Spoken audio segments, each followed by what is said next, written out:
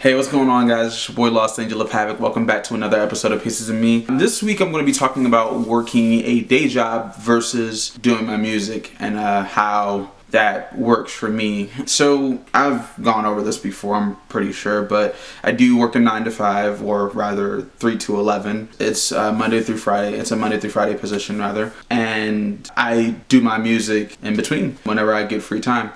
It's a little difficult right now. I don't have a lot of my own particular resources, slowly building that back up, but my roommate is awesome and he lets me use his computer to record, and then I have an older laptop that I use to do all my graphic work and uploading and everything, and then I also use my roommate's computer to edit video and stuff like that at the moment. So as of right now, and just in general, it takes a lot of time. It pretty much takes up, I'd say, about 80 to 90% of my free time. My work-life balance is off the chain.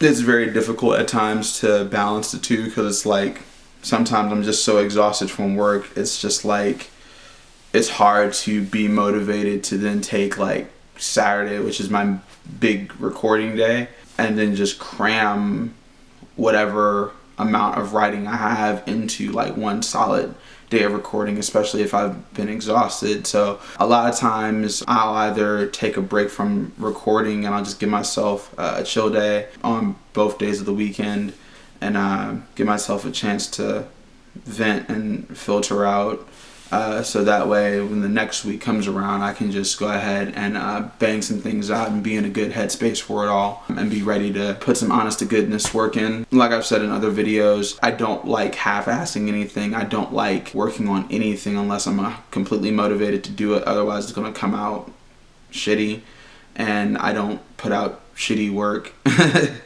That's not in the stars for me. I don't like putting out things that I'm not happy with. There's stuff I've actually sat on because I didn't feel like it was up to par.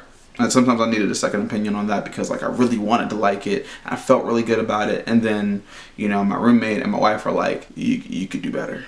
You trust me, you could do better. So I mean, but it's cool though, because Victoria, my wife, and Tony, my roommate, really do help me out with the balancing act of it all. Whenever I have a show lined up, they'll both pull out all the stops to make sure it's a success. They both come with me to the shows. Tony will take video, Victoria will take pictures. We all do our best to get people out and everything. So, and the cool part is, as far as work goes, I get a lot of people from work that end up do coming out to my shows, so that's dope. That support is always appreciated, and then it helps word of mouth. I've gotten newer fans of my work from people at work talking to their friends about what I do, so it works. Obviously the goal is to at some point be doing music 24/7. However, as I've also mentioned, doing music does have a cost, whether that's investing in your own equipment or paying someone else to do things for you.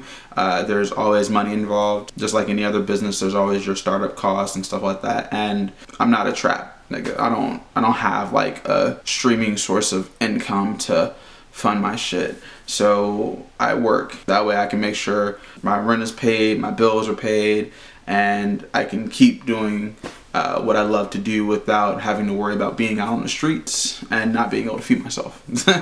So does it get mind-numbing at times to constantly be working on something? Of course, I'm only human, but I do love what I do, and like I said in a video 2 weeks ago, if you don't love what you're doing, then that makes all the difference. One thing I couldn't see myself doing is leaving my job for any type of uncertainty with music. That part is a little scary, because I watch a lot of interviews and stuff, and I just see a lot of artists talk about it, and they do talk about like being ready to put everything you have into it with no thought of any sort of gain back.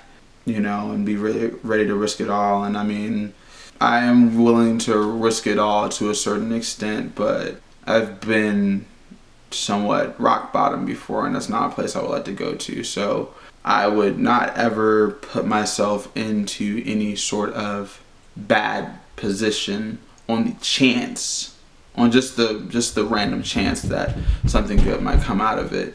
No, I would take a calculated risk.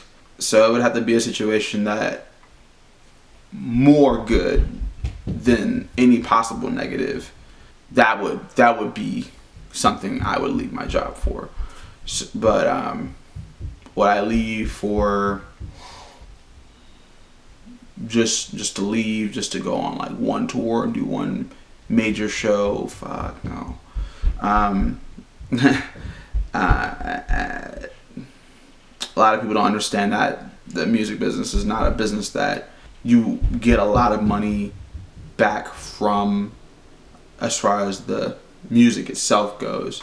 You get all your money pretty much comes from, you get like a very small fraction of what you actually are going to be making for the rest of your life from your music, but all the other money comes from performing, merchandise, endorsement deals, things of that nature, selling your brand really.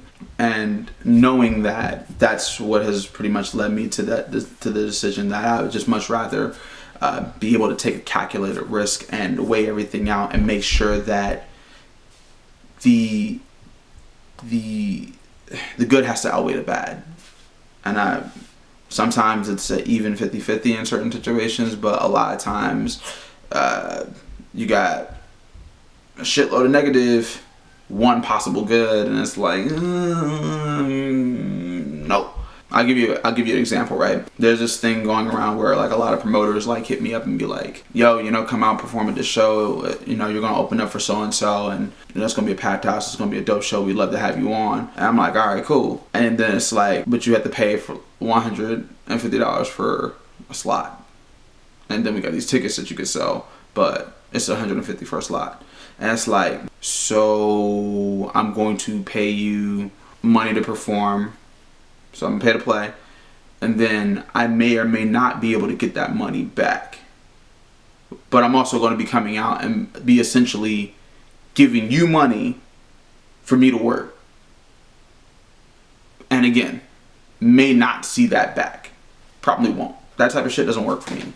Now, if it's a situation where, look, we're going to put you on this show, here's some tickets, try to get some people out, you know, and we'll give you half of what you sell or a percentage of what you sell. That's a risk worth taking, you know, because at least I'm getting something out of it instead of just, you know, paying to work and then essentially, well, damn, that's not even work for free. I'm paying to work. And that would be backwards if you think about it. You would never go into work and your employer asks you for money so you can work for them. So yeah, shit's backwards in the industry, and I would never leave my job for those types of situations. But I would leave my job if it was going to be something somewhat solid that I would still be able to make sure that my living situation and affairs are in order, and I'd be able to make sure I can take care of myself and my family. So yeah, I know that was kind of a long episode, so sorry I get long-winded when I talk about these things because I start thinking about shit. But anyway, thanks for watching. Be sure to click that Be sure to click the subscribe button and tune in next week for a brand new episode of Pieces of Me. Also, make sure you go to my website, iseeyoulaters.com, and sign up on the mailing list and get an exclusive download of my album, Prelude to Madness. And yeah, Tone Vision music video coming soon. And take care. Make no mistake, it's my time.